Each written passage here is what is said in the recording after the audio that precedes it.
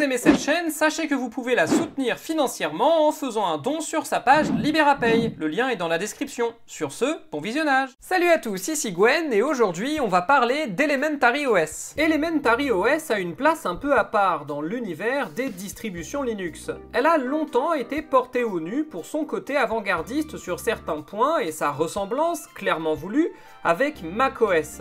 Aujourd'hui, la distribution est un peu retombée dans l'oubli face à des titans comme Linux Mint, mais elle reste maintenue et mise à jour régulièrement, ce qui vaut le coup qu'on s'y attarde pour voir ce qu'elle a dans le ventre. Son originalité vient de deux choses. Premièrement, elle propose son propre environnement de bureau, Panthéon, qui a été conçu par l'équipe d'Elementary. Et deuxièmement, elle propose un écosystème d'applications unique via son App Store qui affiche en priorité les applis pensées pour tourner parfaitement sur Elementary OS et fonctionner en harmonie avec ce dernier. La distribution a été créée en 2011, cofondée par les Américains Daniel Foré et Cassidy James, et son modèle économique est un petit peu original puisque c'est, en gros, payez ce que vous pouvez. Sur le site officiel d'Elementary OS, vous avez la possibilité d'acheter l'ISO avec un prix de départ de 20 €. Vous pouvez mettre plus, mais vous pouvez aussi mettre moins et l'avoir gratuitement si vous voulez. Mais bon, en gros, c'est comme pour Zorin OS, Solus, Mint ou autre, c'est financé par des dons quoi. Le modèle économique a rencontré ses limites après 2020 où une baisse substantielle des revenus de l'entreprise a provoqué des tensions et le départ de Cassidy James. Aujourd'hui, le projet est donc géré et conduit par Daniel Foré, qui est donc, pour ainsi dire, la dictatrice bienveillante à vie d'Elementary OS, ce qui est, au final, assez habituel dans le monde du libre, C'est le cas notamment d'Ubuntu et, sauf erreur de ma part, de Mint. Bon, malgré tout, après un âge d'or à la fin des années 2010, où Elementary était l'une des grosses distros avec le vent en poupe et beaucoup d'avis élogieux, les années 2020 l'ont vu redescendre petit à petit, et même des soutiens médiatiques assez appuyés, comme celui de la chaîne The Linux Experiment, se sont faits plus discrets.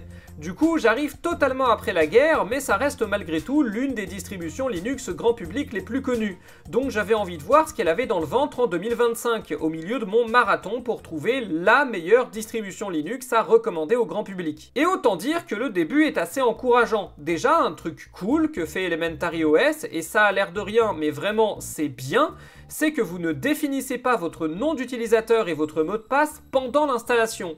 D'abord, vous installez le système et ensuite, au premier démarrage, vous définissez votre nom d'utilisateur, votre mot de passe, bref, vous faites les réglages de base de votre ordinateur. Ce que ça change, c'est que du coup, vous pouvez facilement installer Elementary OS à un de vos proches et ensuite le laisser se débrouiller intégralement tout seul, comme avec Windows ou Mac, là où des distributions comme Solus ou Mint par exemple ne permettent pas ça. On arrive sur l'environnement de bureau Panthéon, vous avez un petit écran de bienvenue, toujours utile pour mettre l'utilisateur en confiance, et là, première surprise, le navigateur par défaut n'est pas Firefox, comme c'est généralement le cas, ni même un dérivé comme LibreWolf, ou encore un dérivé de Chromium comme Vivaldi. Non, c'est GNOME Web. Alors le choix peut surprendre parce que c'est clairement pas réputé pour être le meilleur navigateur internet existant, pour vous dire même les distributions Linux basées sur GNOME lui préfèrent Firefox, mais c'est plutôt compréhensible et même logique par rapport à la philosophie d'Elementary.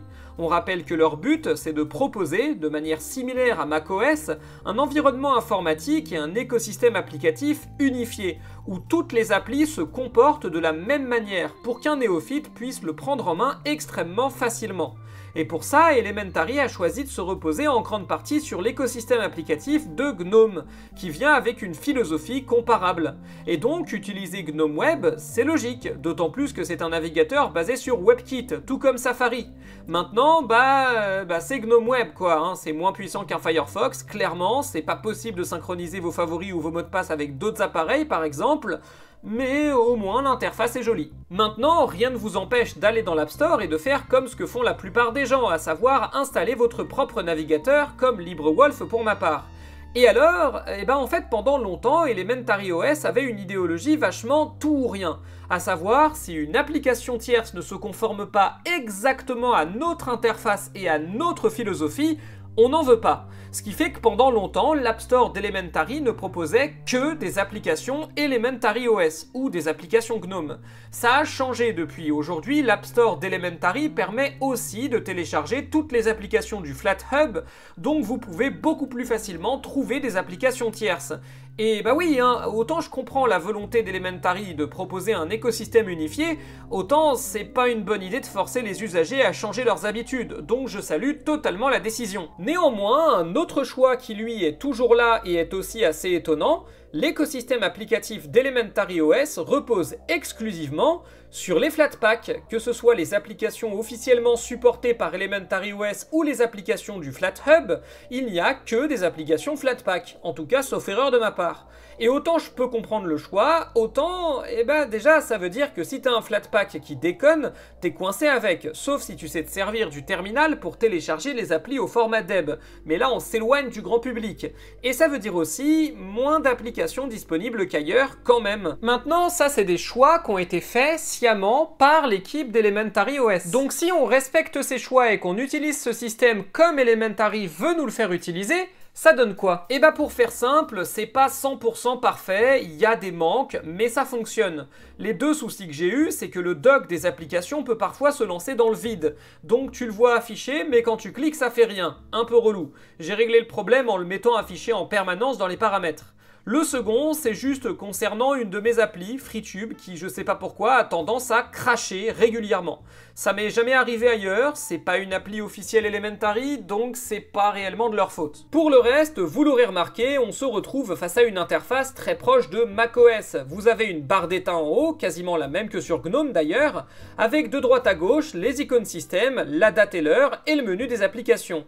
Pas possible d'ajouter des icônes de bureau d'ailleurs, comme sur GNOME, mais contrairement à GNOME, il n'y a pas d'extension pour le rajouter. Et là encore, c'est à prendre ou à laisser. Si vous cliquez ici, vous pouvez ouvrir n'importe quel logiciel, et en bas, vous avez un dock qui disparaît quand une application est lancée pour vous laisser plus d'espace, et que vous pouvez faire réapparaître en faisant glisser la souris là où il se trouvait, comme sur macOS encore une fois. Et sans être aussi efficace que les versions récentes de GNOME, ça s'utilise plutôt bien Panthéon. Il y a même un truc qui est très cool dans les paramètres, c'est que vous pouvez gérer super facilement les permissions de vos logiciels, ce qui est rarement possible à ce niveau sur d'autres distributions. Ou alors, faut télécharger des trucs comme Flatseal qui sont imbitables, je suis désolé.